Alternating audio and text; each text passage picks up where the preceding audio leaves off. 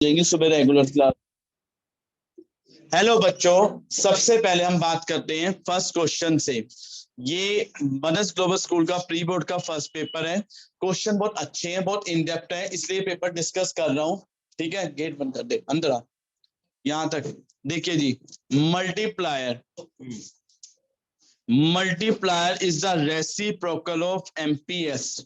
Multiplier is the reciprocal of MPS. ठीक है जी। मैं एक एक बच्चे से क्वेश्चन पूछूंगा, उस हिसाब से बताना।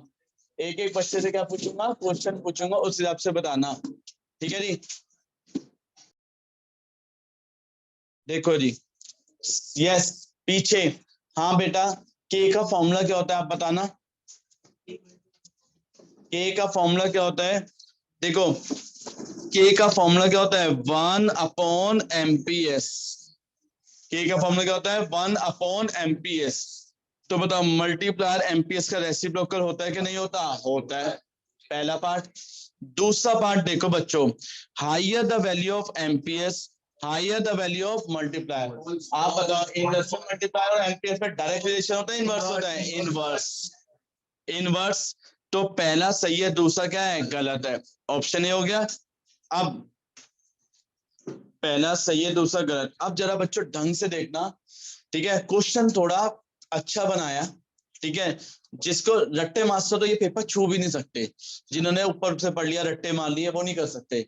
देखो बच्चों, आप मैं क्वेश्चन पूछूंगा, सर आप बताना। क्वेश्चन में लिखा है, suppose a shirt cost rupees, suppose a shirt cost $10। Suppose a shirt cost $10 in the US. $10 in the US. हमें यूएस में $10 की कोई शर्ट मिल रही है। कितने की मिल रही है? $10। And ₹600 in India. ₹600 in India.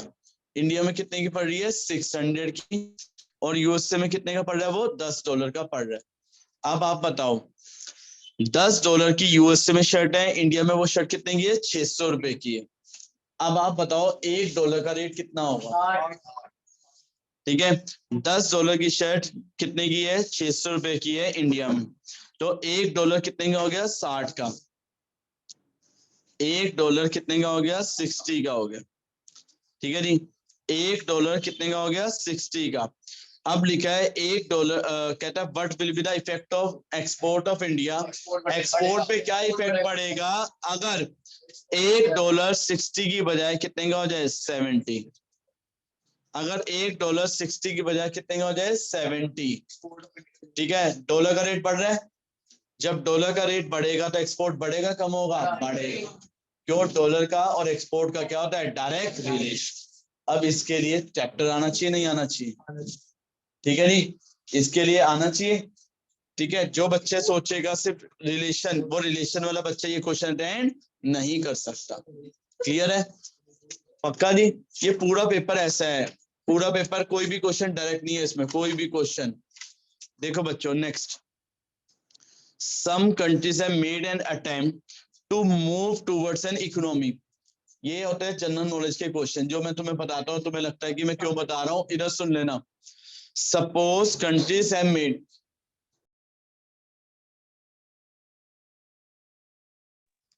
some countries have made an attempt to move towards an economy which uses less of cash।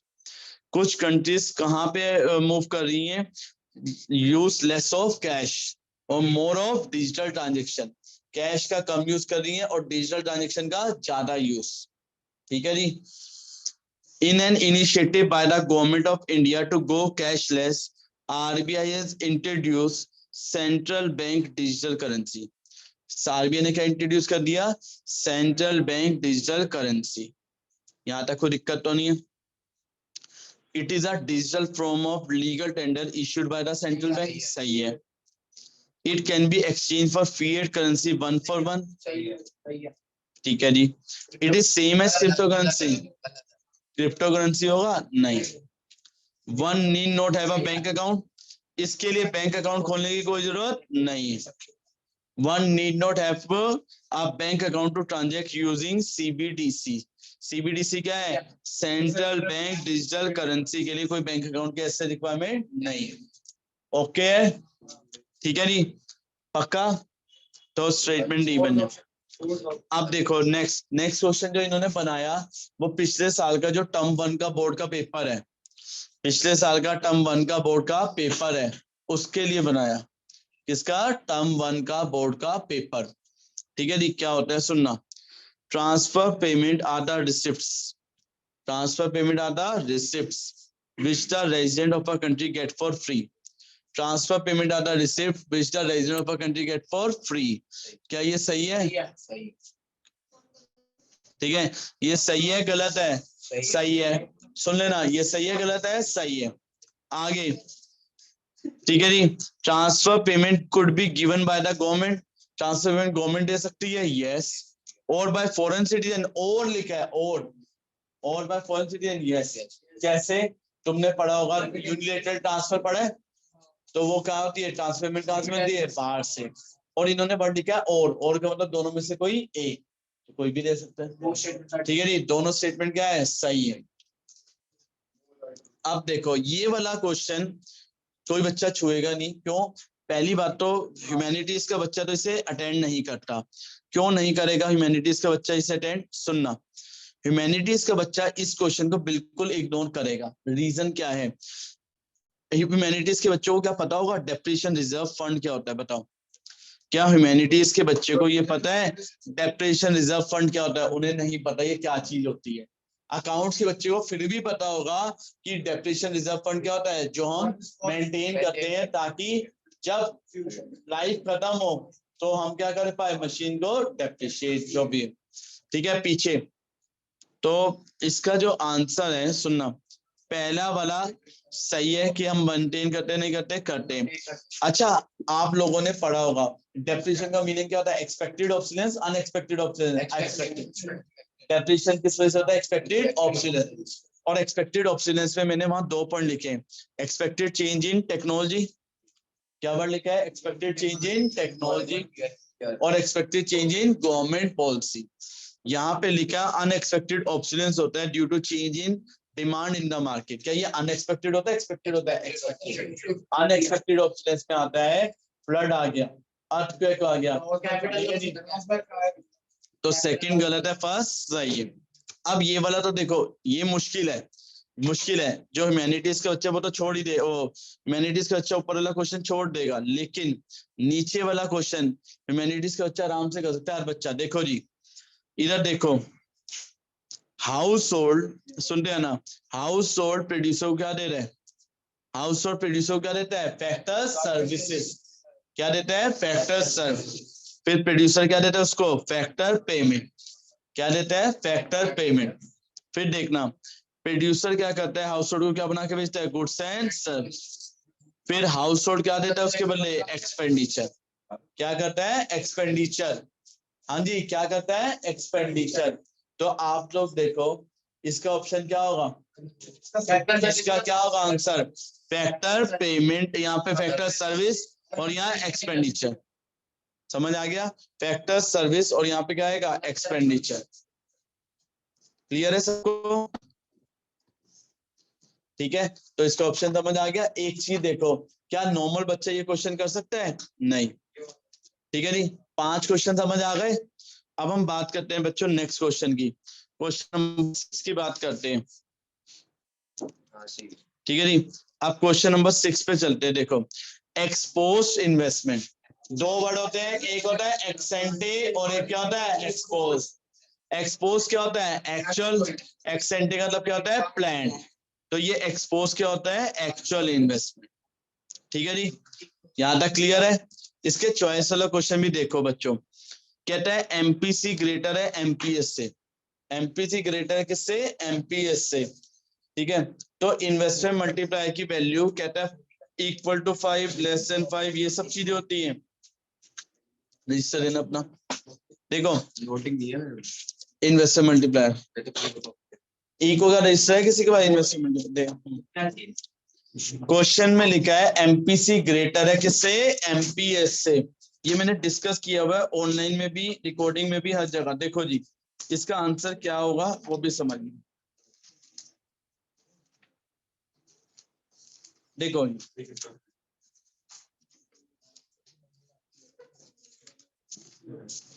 Investment multiply कहाँ लिखा हुआ है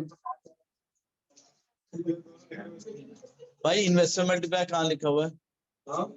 वो शायद मैंने क्लास में दी। एक बार किसने लिखा हुआ है? यश, आप दोनों की बात नहीं, एग्जाम्पल दिखाना है। शायद लिखा हुआ।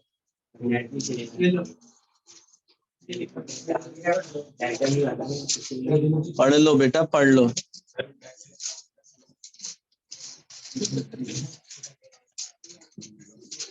देना, ये रहा। देखो, ऑफलाइन वालों से मिले ना मिले, ऑनलाइन वाले बच्चे जरूर लिख लेते हैं। देखो जी, एमपीसी ग्रेटर है किससे? एमपीसी ग्रेटर है किससे? एमपीएस से। तो बताओ इन्वेस्टर मल्टीप्लाई की वैल्यू 2 से ज्यादा आ रही है नहीं आ रही? आ रही है। अगर एमपीसी ग्रेटर है एमपीएस से तो इन्वेस्टर मल्टीप्लाई की वैल्यू क्या आती है? Greater than 2। ये इस क्वेश्चन में पूछा था कि अगर एमपीसी ग्रेटर है एमपीएस से, इन्वेस्टर मल्टीप्लाई की वैल्यू ग्रेटर देन 2 होती है, less than 2, equal to 2, equal to 5। तो बताओ क्या होती है? एमपीसी ग्रेटर है एमपीएस से, तो यहाँ पे इन्वेस्टर मल्टीप्लाई की वैल्यू क्या होती है? Greater than 2। कोई दिक्कत तो नहीं है? अच्छा, अगला क्वेश्चन। ये अगला क्वेश्चन पिछले साल के टर्म 1 के बोर्ड के पेपर में आया था। ठीक है जी, क्वेश्चन बहुत अच्छा था ये भी। सुनना क्वेश्चन क्या था। In the context of commercial bank, which of the following statement is incorrect? कौन सी स्टेटमेंट इनकरेक्ट है ये बतानी है। अब देखो जी, ये जो क्वेश्चन है मनी बैंकिंग का है। आप ये देखना, नॉर्मल क्वेश्चन नहीं है, थोड़ा लॉजिक लगाना। Deposits are liability of bank. तुम बैंक में पैसा जमा करवाते हो, बैंक की एसेट होती है लाइबिलिटी, क्योंकि बैंक को वो वापस देना पड़ता है, बैंक को वो वापस देना पड़ता है। कमर्शियल बैंक, सुनो, कमर्शियल बैंक क्रिएटर होता है मनी का। ये सेंट्रल बैंक नए नोट इश्यू करता है, कमर्शियल बैंक क्रेडिट को क्रिएट करता है। हाँ, कमर्शियल बैंक क्रेडिट को क्या करता है? क्रिएट, और सेंट्रल बैंक नए नोट को इश्यू। तो पहली स्टेटमेंट सही है, दूसरी स्टेटमेंट सही है। अच्छा, पब्लिक का पैसा कमर्शियल बैंक लेता है नहीं लेता? लेता है। तो कमर्शियल बैंक डिपॉजिट एक्सेप्ट करता है किसका? General public. पहला भी सही है, दूसरा भी सही है, तीसरा भी सही है। ठीक है। Accept deposit of World bank.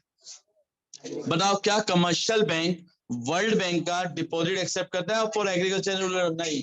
World Bank का डिपॉजिट अपने पास कौन एक्सेप्ट करता है? कमर्शियल बैंक नहीं। तो कौन सी स्टेटमेंट गलत है? फोर्थ। कौन सी स्टेटमेंट है? फोर्थ। अब इसे करने के लिए नॉलेज होनी चाहिए। ठीक है जी, नॉर्मल ऐसे सिर उठाया चलो जी रट्टे मार के चले गए तो नहीं होगा। अच्छा, बैलेंस ऑन करंट अकाउंट बताना है। क्या वर्ड है? Balance on current. मैं पहले बोल रहा हूँ, इसमें एक भी क्वेश्चन डायरेक्ट नहीं है, पूरे पेपर में कुछ भी डायरेक्ट नहीं है। वहां मैं कुछ चीजें बोलता हूँ जो इसमें आउट ऑफ सिलेबस है, लेकिन बाकी पेपर ऐसा नहीं है कि आउट ऑफ सिलेबस है, सब किया हुआ है, वीडियो में देखना। लेकिन डेप्थ, इन डेप्थ, ऊपर ऊपर से पढ़ोगे, सिर्फ ये रट्टा मार दिया, ऐसा नहीं है, इन डेप्थ है। देखो ये सेम ऐसा सैंपल पेपर में क्वेश्चन है। क्वेश्चन पूछ रहा है बैलेंस ऑन करंट अकाउंट। क्या वर्ड है? Balance on current account. Current account का बैलेंस में क्या क्या आता है? ठीक है जी, ठीक है जी। करंट के बैलेंस में बच्चों ने आंसर निकाल लिया, ऑफलाइन के बच्चों ने। ऑनलाइन के बच्चे बताओ क्या आंसर आएगा? ऑनलाइन के बच्चे हैंड रेज कर सकते हैं। आयुषी जी क्या लिख के आए हैं मैम? मैंने नीचे वाला किया, मैंने ऊपर नहीं किया। नीचे वाला, चलो नीचे। जपनीत जी यस मैम बताएं। तो 60 सही आंसर है। ठीक है जी, देखो जी कितना आंसर है? 60। कैसे निकाला? करंट अकाउंट के बैलेंस में तीन चीज लेते हैं। पहला export and import of goods, export and import of service, और तीसरा यूनिलेटरल ट्रांसफर। तीन चीजें लेते हैं, पहला export and import of goods, export import of service, और तीसरा यूनिलेटरल ट्रांसफर। तो इनका बैलेंस कितना ले लिया? 10। टूरिज्म क्या होती है? सर्विस। सर्विस का बैलेंस कितना है? 70। 10 प्लस 70 कितना हो गया? 80। और तीसरा यूनिलेटरल ट्रांसफर कितना है? -20। तो 80 - 20 कितना आ गया? 60। ये समझ आ गया? जिनके पास नई वाली बुक है, नई बुक के सैंपल पेपर में सेम क्वेश्चन है। ठीक है जी। अब बताना, ये बहुत अच्छा क्वेश्चन है, सुना जी। If government bond in country A, सुनो, if government bond in country A pay 8% of interest, pay 8% of interest, government of India कितना, देखो गवर्नमेंट बॉन्ड कंट्री ए में, सुनना, कंट्री ए में जो गवर्नमेंट बॉन्ड है वो कितना परसेंट इंटरेस्ट दे रहे हैं, 8% of interest, where as equally safe bond in country B is 10%। A में कितना दे रहे हैं, 8%, ए में कितना दे रहे हैं 8%, और बी में कितना दे रहे हैं 10%। ठीक है, बताओ जिस कंट्री में महंगाई ज्यादा होगी, कंट्री ए में कितना इन्फ्लेशन है, महंगाई 8%, बी में कितनी इन्फ्लेशन है 10%। जहां महंगाई ज्यादा होगी वहां पे हर चीज महंगी होगी सस्ती होगी, उस कंट्री की वैल्यू डेप्रिशिएट हो रही होगी, बी को स्ट्रॉन्ग हो रही होगी, डेप्रिशिएट, तो कंट्री भी डेप्रिशिएट हो रही होगी। ठीक है जी, लेकिन हमें किसका इफेक्ट देखना है, एक ही करेंसी। ठीक है, what will be the likely effect on country A, country A की करेंसी क्या हो रही होगी, एप्रिशिएट, और बी की क्या हो रही होगी, डेप्रिशिएट। समझ आ गया।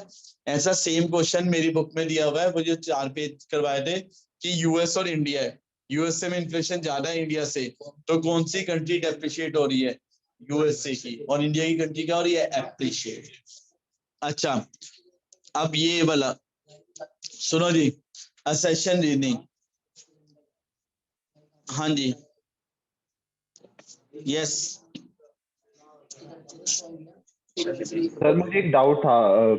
सर ये मैंने क्वेश्चन भेज रहा हूँ, आपको भेज रहा हूँ। अभी रुक जाओ, अभी मैं पहले ये करवा दूं फिर बताता हूँ क्लास के बाद, ठीक है। सुनो जी, अब इधर देखना, सुनो बच्चों बट, हाँ क्वेश्चन क्या था, ओवर फुल एम्प्लॉयमेंट इक्विलिब्रियम, सुनते हैं ना, over full employment equilibrium create inflationary pressure. आपने पढ़ा था इन्फ्लेशन और डिफ्लेशन, सुनो भाई, इन्फ्लेशन है और एक क्या है, डिफ्लेशन। एक क्या होता है इन्फ्लेशन और एक क्या होता है डिफ्लेशन। अभी बता, इन्फ्लेशन में और डिफ्लेशन, डिफ्लेशन में क्या होता है, अंडर एम्प्लॉयमेंट इक्विलिब्रियम, तो इन्फ्लेशन के अंदर क्या होता है, ओवर एम्प्लॉयमेंट इक्विलिब्रियम। क्या ये स्टेटमेंट सही है, गलत है, सही है, असेशन सही है। अगला क्वेश्चन पढ़ो, रीजन। अगला क्वेश्चन क्या है, रीजन। अब रीजन पढ़ो क्या लिखा है, over full employment equilibrium signifies that planned expenditure is less than planned output. Planned expenditure is less than planned output, due leading to increasing general price level.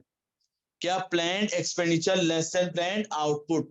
Online वाले बच्चे बताओ, ओवर फुल एम्प्लॉयमेंट में planned expenditure less than होता है planned output से।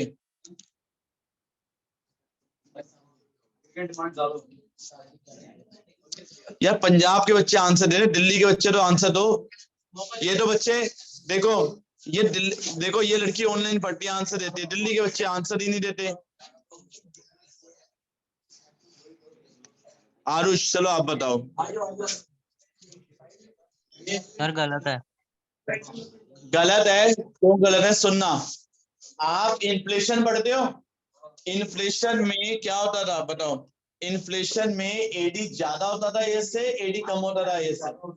Inflation में AD ज्यादा होता था, यानी खर्चा ज्यादा होता था किससे, आउटपुट से, और इसने क्या बोला है, ओवर में खर्चा कम होता है किससे, आउटपुट से। ये स्टेटमेंट सही है, गलत है, गलत। यहां तक ओके है, हाँ जी क्लियर है, हाँ यहाँ तक ओके, तो ये स्टेटमेंट क्या हो गई, गलत हो जाएगी। अब मैं बात करता हूँ नेक्स्ट क्वेश्चन।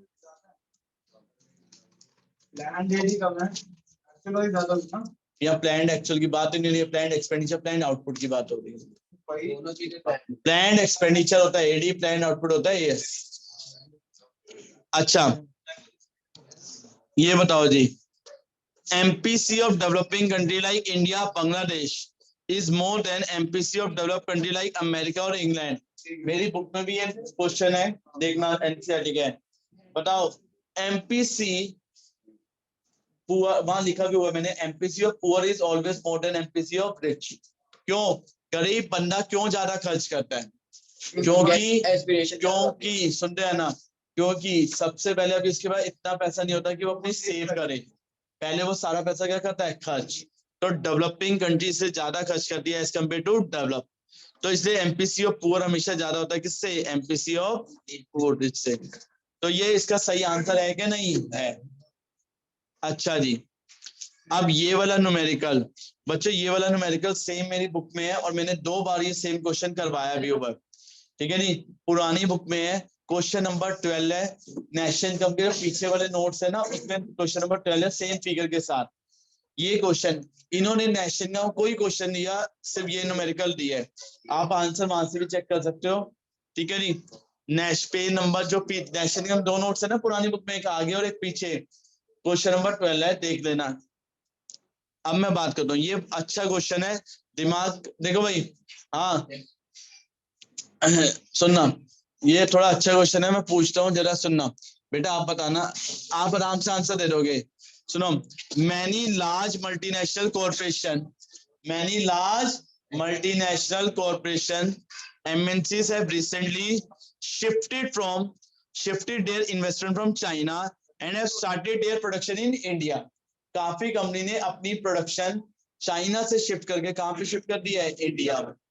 काफी कंपनी ने अपनी प्रोडक्शन चाइना से शिफ्ट करके कहां पे कर दिया है, इंडिया में। चाइना से कहां पे कर दिया है, इंडिया में। अब आप लोग सुनो, किस लिए, मेक इन इंडिया को क्या करने के लिए, बूस्ट करने के लिए। किसको करने के लिए, मेक इन इंडिया को क्या करने के लिए, बूस्ट करने के लिए। आप बताओ, अदर फैक्टर रिमेनिंग कांस्टेंट, क्या है, अदर फैक्टर रिमेनिंग कांस्टेंट। आप बताओ इसका इफेक्ट क्या पड़ेगा हमारी फॉरेन एक्सचेंज रेट पे। तो बताओ, चाइना से लोगों ने इन्वेस्टमेंट कहां पे कर दिए हैं, इंडिया में। बताओ पैसा आएगा जाएगा, आएगा। फॉरेन एक्सचेंज की डिमांड होगी, सप्लाई होगी, सप्लाई होगी। जब फॉरेन एक्सचेंज की सप्लाई बढ़ेगी तो डॉलर का रेट बढ़ेगा, कम हो जाएगा, कम। ठीक है, ये बताना था कितने नंबर का है, 3 नंबर। या इसके चॉइस में देखो क्वेश्चन क्या है, आपको ये बताना है ये कौन से साइड पर कौन से अकाउंट में आएगा, कौन से साइड पर कौन से अकाउंट में आएगा। पहला, interest on loan receive from Nepal. सुनो, interest on loan receive from, सुनते हैं ना, interest on loan receive from Nepal. बताओ पैसा आ रहा है जा रहा है, आ रहा है, आ रहा है। तो debit side, credit side, credit side. कौन सी साइड पे, क्रेडिट साइड। मैंने बताया था लोन इन्वेस्टमेंट कौन से अकाउंट में आती है, कैपिटल, लेकिन उसके ऊपर जो मिलता है कौन से अकाउंट में आता है, करंट। ठीक है, तो ये कौन से अकाउंट में आएगा, करंट में। करंट अकाउंट में कौन से साइड पे आएगा, क्रेडिट साइड, क्योंकि पैसा आ रहा है। आगे सुन लो, नेक्स्ट पॉइंट क्या है, import of mobile phone from China. क्या वर्ड है, import of mobile phone from China.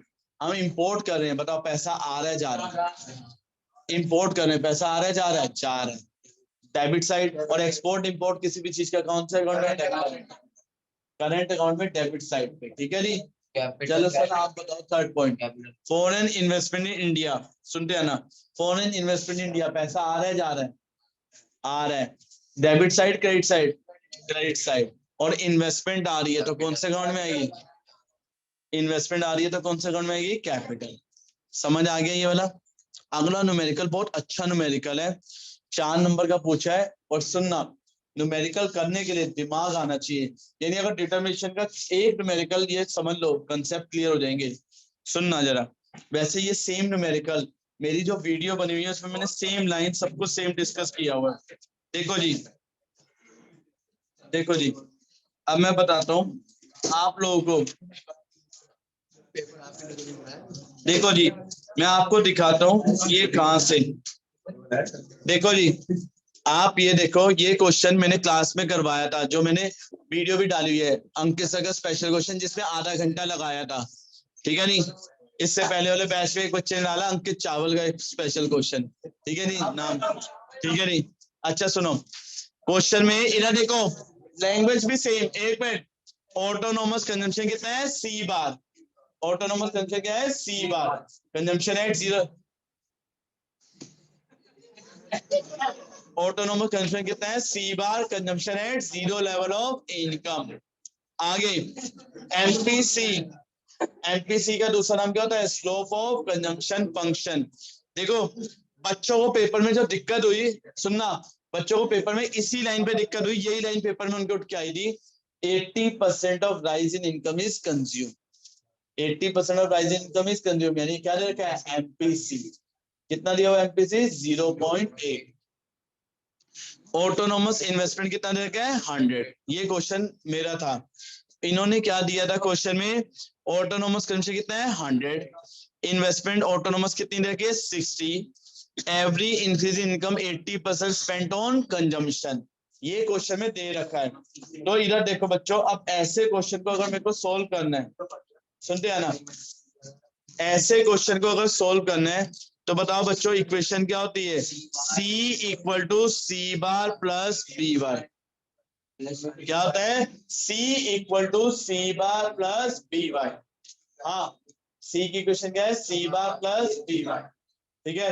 रूप जरा ढंग से समझ ले, थोड़ा बाद में कर लियो, ठीक है जी, C equal to C bar plus B bar, अरे क्रॉस करी भाई, अरे आप लोगों को ये पता है जहां पे भी एडी और एएस इक्वल होते हैं उसे क्या बोलते हैं equilibrium point, AD C plus I होता है और एएस क्या होता है वाई, सी को हम किससे डिनोट करते हैं C bar plus B Y plus I equal to Y, यही होता है। इस क्वेश्चन में सी बार कितना दिया हुआ था 100, बी कितना दिया हुआ था 0.8, ठीक है जी, वाई निकालना है, आई कितना था 60, ये 160 equal to y minus 0.8 y, 160 equal to y common लिया 1 minus 0.8, 160 equal to 0.2 y, y की वैल्यू 160 अपॉन 0.2, वाई कितना आ गया 800, वाई कितना आ गया 800। अब एक मिनट सुनना जरा बच्चों, एक और क्या कंफ्यूज हुआ है इस क्वेश्चन में ना, टीचर ने एक वर्ड डाल दिया full employment level of income is 1000, बच्चों ने सोचा ये इक्विलिब्रियम लेवल दे रखा है, यानी वाई की वैल्यू दे रखी है, वाई की वैल्यू नहीं है, ये क्या है फुल एम्प्लॉयमेंट लेवल, ये क्या है फुल एम्प्लॉयमेंट, इक्विलिब्रियम लेवल तो हमें कैलकुलेट करना है, इक्विलिब्रियम लेवल हमें क्या करना है कैलकुलेट, और ये क्या दे रखा है फुल एम्प्लॉयमेंट। अब बताओ बच्चों मेरा इक्विलिब्रियम लेवल कितना आ रहा है 800, फुल एम्प्लॉयमेंट कितना है 1000, क्वेश्चन ने पूछा है कि हम एक्सेस डिमांड पे डेफिशिएंट डिमांड पे, फुल एम्प्लॉयमेंट 1000 पे है और इक्विलिब्रियम लेवल कितने पे है 800, हम एक्सेस पे हैं डेफिशिएंट में डेफिशिएंट, फुल एम्प्लॉयमेंट 1000 पे है आगे, और हम इक्विलिब्रियम कहाँ पे खड़े हैं 800 पे, ठीक है जी, तो हम डेफिशिएंट डिमांड पे है कि एक्सेस में है डेफिशिएंट। अच्छा गिव रीजन, कैलकुलेट करो कितना इंक्रीज और डिक्रीज करेंगे इन्वेस्टमेंट में ताकि हम कहाँ पे पहुंच जाए फुल एम्प्लॉयमेंट इक्विलिब्रियम पे पहुंच जाए। तो देखो बच्चों इधर सुनो, इनकम में हम कहाँ पे खड़े हैं 800, हमें कहाँ पहुंचना है 1000, इनकम में कितना चेंज चाहिए 200, के का फॉर्मूला क्या होता है 1/1 माइनस एमपीसी, तो 1/0.8, के की वैल्यू कितनी आ गई 5, के का फॉर्मूला क्या होता है delta y upon delta I, के 5, डेल्टा वाई निकालना है और डेल्टा वाई 200 है, डेल्टा आई निकालना है, डेल्टा आई कितना आ गया 40। क्वेश्चन बढ़िया है, इस चैप्टर के पूरा क्वेश्चन आ गया, क्वेश्चन में बोला था कि हम एक्सेस डिमांड पे है कि डेफिशिएंट डिमांड में, हम डेफिशिएंट पे हैं, तो बताओ हमें इक्विलिब्रियम पे पहुंचने के लिए कितना इन्वेस्टमेंट में चेंज करना पड़ेगा, तो मेरे को पता है इनकम में कितना चेंज चाहिए 200, तो मैं इन्वेस्टमेंट में कितना चेंज करूंगा 40, यहां तक क्लियर है, तो क्वेश्चन बढ़िया था, ठीक है नहीं, अभी तक कोई डायरेक्ट क्वेश्चन मिला है पेपर में नहीं, अब एक क्वेश्चन मिला है डायरेक्ट, ठीक है, पहला using the saving and investment approach explain how is the equilibrium level of national income determined, also explain what will happen if equilibrium condition is not fulfilled, draw a diagram। कौन सी approach बतानी है SI approach, हाँ दो approach होती है, एक होती है एडीएस और एक क्या होती है एसआई अप्रोच। अब आगे देखना, आगे जो क्वेश्चन है ना ऐसे देख के लगेगा पता नहीं क्या पूछ लिया, लेकिन आंसर पूरा लास्ट टाइम में मिलेगा, हर लॉन्ग क्वेश्चन का आंसर किस पे मिलेगा उसकी लास्ट टाइम में, देखना कैसे पढ़ो। In a bid to incentive new credit flow to MSME borrowers, RBI governor Shaktikanta Desai announce measures that could ease credit for MSME entrepreneur, ease credit यानी उन्हें क्रेडिट ज्यादा से ज्यादा मिले, ये चाहते हैं। अब scheduled commercial bank will be allowed to data credit disbursed to new MSME borrowers from their NDTL उनका सॉफ्टवेयर होता है for calculation to CRR. NDTL पता है ना क्या होता है? Net demand and time liability. जो बैंक में हम जमा नहीं कर पढ़ा नहीं था CRR. CRR क्या होता है? किसका फ्रैक्शन रखना होता है? Net demand and time deposit का, ये उसके बारे में बात कर रहे हैं कि उसको आप एक्सटेंड कर दो और इस तरह की मॉनेटरी पॉलिसी अनाउंस करो कि जिससे क्रेडिट देना क्या हो जाएगा? ईज. बस ये लिखा है, कहीं और कुछ नहीं लिखा हुआ. तो बताओ हम मॉनेटरी पॉलिसी को एक्सपेंड कर रहे हैं, कम कर रहे हैं? एक्सपेंड, यानी सीआरआर को क्या कर रहे हैं? एक तरह से बढ़ा रहे हैं, यानी बढ़ाने मतलब कम करके क्रेडिट के फ्लो को क्या कर रहे हैं? बढ़ा रहे हैं. अब इसके अंदर ये पूछा है, ये जो मेजर लिया है आरबीआई ने, इससे मार्केट में फंड का फ्लो बढ़ेगा कि नहीं बढ़ेगा? बढ़ेगा. और कैसे बढ़ेगा? अब बच्चा ये क्वेश्चन तो ऑप्ट करेगा नहीं. बच्चा कौन सा क्वेश्चन ऑप्ट करेगा? लीगल रिजर्व रेशियो कितना है? 0.2. न्यू डिपॉजिट कितना है? 1000. न्यू डिपॉजिट कितना है? 1000. ठीक है नहीं? करो आज घर में देख कर सुनो. डिपॉजिट मल्टीप्लाई, सुनो भाई, डिपॉजिट मल्टीप्लाई का फॉर्मूला क्या होता है? 1/LRR. 1/0.2. ये वैल्यू कितनी आ गई? 5. ये आ गई 5. डिपॉजिट मल्टीप्लाई का दूसरा फॉर्मूला क्या होता है? Delta D upon delta P. अच्छा, बैंक में सुनो भाई, बैंक में जो न्यू डिपॉजिट होता है, बैंक में जो क्या होता है? न्यू डिपॉजिट या इनिशियल डिपॉजिट से क्या बोलते हैं? Delta P. कितना दे रखा है? 1000. डेल्टा पी कितना है? 1000. तो डेल्टा डी कितना बन जाएगा? 5000. इसके बाद इसकी वर्किंग बना देना. बच्चों ने ये अटेंड किया होगा पहले वाला, ये वाला, क्योंकि उसमें तो समझ ही नहीं आया होगा आधा है क्या मॉनिटरी. अच्छा जी, अगला क्वेश्चन डायरेक्ट एक देखने को मिला लॉन्ग में, प्रॉब्लम ऑफ डबल काउंटिंग. ये तो कर लेंगे. इंटरमीडिएट गुड्स और फाइनल गुड्स के अंदर डिफरेंस. ठीक है जी.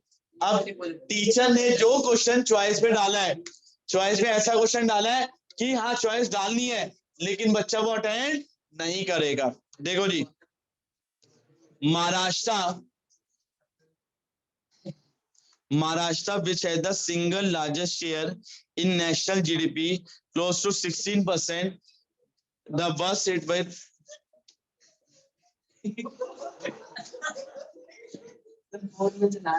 the first hit with pandemic has fallen into the worst debt trap. सबसे खतरनाक डेट ट्रैप में फंसता चला गया. कौन? महाराष्ट्र. उसका फिस्कल डेफिसिट बहुत ज्यादा हो गया. अब बताओ फिस्कल डेफिसिट की इंप्लीकेशन पूछा है, सीधा आंसर नीचे है. हमारे सिलेबस में इंप्लीकेशन ऑफ फिस्कल डेफिसिट नहीं है. टीचर ने क्वेश्चन तो दे दिया, इंप्लीकेशन नहीं है, लेकिन इसके चॉइस में जो क्वेश्चन दिए, इसके चॉइस में जो क्वेश्चन दिए वो थोड़ा नॉर्मल था. इंडिया में majority of population below poverty line है. क्यों? क्योंकि inequality of income and wealth है. कैसे बजट हेल्पफुल होगा इस प्रॉब्लम को क्या करने के लिए? सॉल्व. कैसे बजट हेल्पफुल होगा? तो बताओ, लोग सबसे ज्यादा कहां पे रह रहे हैं? Below poverty line. गवर्नमेंट कैसे अपने बजट को सॉल्व करेगा? रिड्यूसिंग इनइक्वालिटी ऑफ इनकम वाला पॉइंट एक्सप्लेन करें. कौन सा? Reducing inequality of income. अब आगे क्या? पहले वाला इम्प्लीकेशन है ही नहीं, इसलिए उन्होंने चॉइस. इम्प्लीकेशन जिससे पढ़ी है मीनिंग लिख दो, नंबर होते हैं कि इम्प्लीकेशन नहीं है सिलेबस में. अगला देखो, कोविड-19 से इंडियन रेलवे की अर्निंग पे ब्रेक आ गया. नेशनल ट्रांसपोर्टेशन शेयरिंग क्या हो गया था? 72% से फॉल हो गई, क्योंकि पैसेंजर कम हो गए जाने कोविड में. Profit earn from Indian railway, ये पार्ट होता है रेवेन्यू रिसिप्ट का. बताओ इसके अलावा 2 सोर्स और क्या है रेवेन्यू रिसिप्ट के? टैक्स रेवेन्यू, नॉन टैक्स से कोई भी बता दो. क्वेश्चन नॉर्मल था. आगे बैलेंस बजट और सरप्लस. बैलेंस बजट क्या होता है? जब गवर्नमेंट के खर्चे किसके इक्वल होते हैं? रिसिप्ट्स के. सरप्लस बजट क्या होता है? जब गवर्नमेंट की रिसिप्ट्स ज्यादा होती है एक्सपेंडिचर से. ये थी हमारी क्या चीज? मैक्रो. इंडियन इको में कुछ क्वेश्चन मैं बोलता हूं, मेरे को इंडियन इको अच्छी नहीं लगी इस पेपर की. क्यों? इसमें देखो आपको हंसी भी आएगी. No, India China Pakistan normal है. इंडिया चाइना पाकिस्तान का तो कोई टेढ़ा बन भी नहीं सकता. लेकिन अब बताओ, ये पॉइंट है, Education Day is celebrated in India on November 11. It is the birth anniversary of our first education minister Maulana Abdul. अब ये कह रहा है, इससे एम्फेसिस किया. बताओ, need for women education India. Need for women education in India कितने नंबर में? 4 नंबर में. अब बच्चा 4 नंबर में क्या लिखे? देखो मेरे को पता है कई स्कूल ऐसे हरकतें करते हैं, बुक दिखाना नहीं, तो ऐसी हरकतें कई स्कूल करते हैं, तो इसीलिए जिनके पास मेरी नई बुक होगी, मेरे नई बुक में ना जान के आप ये देखो, हाँ, देखो जिन्होंने भी नई बुक है, मैंने ये वाले देखो, ये जो जयपुर वाली बुक है उसका कंटेंट लगाया था, एनसीईआरटी पूरी लगाई है एजुकेशन की, मुझे पता है इस साल आएगा, उसमें एनसीईआरटी में सिर्फ इतनी लाइंस लिखी हुई हैं और कुछ नहीं लिखा हुआ, ये खुद भी लिख लोगे, किससे इंडिपेंडेंस बढ़ेगी, स्टेटस बढ़ेगा वुमेन का, बस यही लिखा है। अब 4 नंबर में बच्चा यही लिख के आएगा तो टीचर कहेगी मैं 4 नंबर नहीं दे रही, लेंथ दी है। अब एनसीईआरटी में इससे ऊपर तो है ही नहीं, एनसीईआरटी में जितना बेटा उतना बता रहा हूँ। तो ये चीज बच्चे को इंडियन इको में इन्होंने बहुत वो की है कि बच्चे से वो जो क्वेश्चन, और ये वो टॉपिक है जो बच्चा पढ़ता नहीं है, इग्नोर करके चलता है, ये क्या आएगा, ठीक है जी।